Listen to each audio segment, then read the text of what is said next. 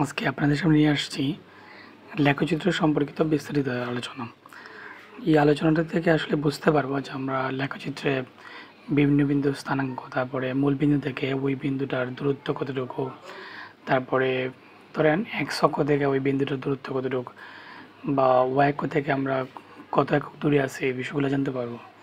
তারপর আরও বিষয় হচ্ছে যেমন বোঝ, কুটি, যেমন সপ্তম শ্রেণীর বইয়ের 7.3 কত 7.3-এর মধ্যে এই বিষয়টা সম্পর্কে বিস্তারিত আলোচনা আছে।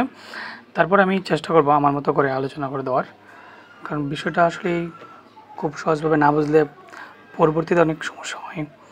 ধরেন আমি এটা হচ্ছে এক্স অক্ষ, এটা এক্স, এটা হচ্ছে এক্স প্রাইম, আর এটা হচ্ছে ওয়াই প্রাইম। মধ্যে হচ্ছে দেখেন এক্স, একটা সরলরেখা হচ্ছে এক্স প্রাইম, আর একটা সরলরেখা হচ্ছে ওয়াই প্রাইম। এখন আমরা দুইটা সরলরেখাকে যে বিন্দুতে একটা সরলরেখা হচ্ছে এক্স প্রাইম, একটা হচ্ছে ওয়াই প্রাইম, দুইটা সরলরেখা পরস্পরকে ও বিন্দুতে ছেদ করছে। তাহলে এই ও বিন্দুরে আমরা বলতে পারি, এই ও বিন্দুটা হচ্ছে কি, এটাকে মূল বিন্দু বলা যায়। তারপরে এটার ইংরেজি হচ্ছে অরিজিন, ORIGIN, অরিজিন। এখন এই মূল বিন্দুর স্থানাঙ্ক বলতে যে কোনো বিন্দুর স্থানাঙ্ক হচ্ছে এক্স ওয়াই। এটাকে আবার আমরা ক্রমজোরও বলতে পারি। কি বলতে পারি? ক্রমজোর। ক্রমজোরের প্রথম উপাদানটা হচ্ছে বোঝ, আর দ্বিতীয় উপাদানটা হচ্ছে কুটি। এখন এই বোঝটাকে আমরা এক্স অক্ষ বরাবর ধরবো। কোন অক্ষ বরাবর থাকে? বোঝ হচ্ছে এক্স অক্ষ বরাবর।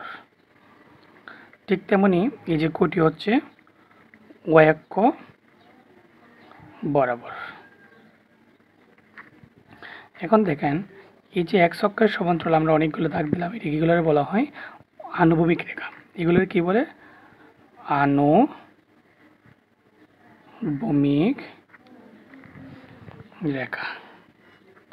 আবার দেখেন এই ওয়াই অক্ষের সমান, এটা হচ্ছে ওয়াই অক্ষ, এটার সমান্তরালে যতগুলো দাগ দিব এগুলোর বলা হয়েছে উলম্ব রেখা।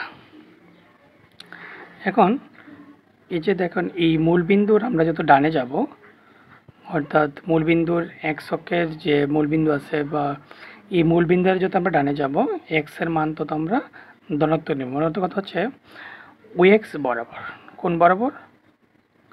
ওই এক্স বরাবর হচ্ছে এক্স অক্ষের ধনাত্মক দিক, আর ওই এক্স প্রাইম হচ্ছে, এটা হচ্ছে ওই এক্স প্রাইম যদি আমরা ধরি, এটা হচ্ছে এক্স অক্ষের ঋণাত্মক দিক। ঋণাত্মক বলতে আসলে ওই যে আমরা ভুজের যে মানটা আছে না, যদি ভুজের মানটা ধনাত্মক হয় তাহলে মূলবিন্দু থেকে ডানে যাবে, আর ভুজের মানটা যদি ঋণাত্মক হয় তাহলে ওই মূলবিন্দুর বামে আসবে। ঠিক তেমনই যেমন আমরা এই এক্স অক্ষ ওয়াই অক্ষ ছেদ করছে, আমরা যদি এইটা হচ্ছে ওয়াই অক্ষ, তাহলে ওয়াই অক্ষের সমান্তরাল সবগুলো রেখাকে কী বলবো আমরা? উলম্ব রেখা। এখন উলম্ব রেখা আমরা মূলবিন্দু থেকে যদি উপরে যাব, ওয়াইয়ের মানটা তত কি আসবে? ধনাত্মক আসবে। ঠিক তেমনি আমরা মূলবিন্দু থেকে যত নিচে যাব তখন ওয়াই প্রাইম মানে এখানে ওয়াইয়ের মানটা মানে কুটির মানটা কি আসবে? ঋণাত্মক আসবে।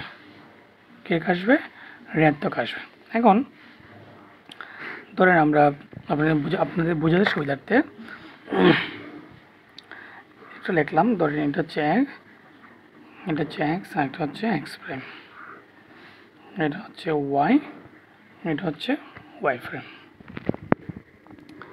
তো দেখেন আমরা লিখলাম 1 বিন্দুটা কোন চতুর্ভাগে আছে? এটা 4টা চতুর্ভাগ আছে, দুটি সরলরেখা ছেদ করলে এটা হচ্ছে প্রথম চতুর্ভাগ।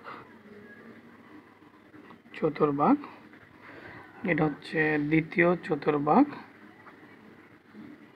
আর এটা হচ্ছে তৃতীয়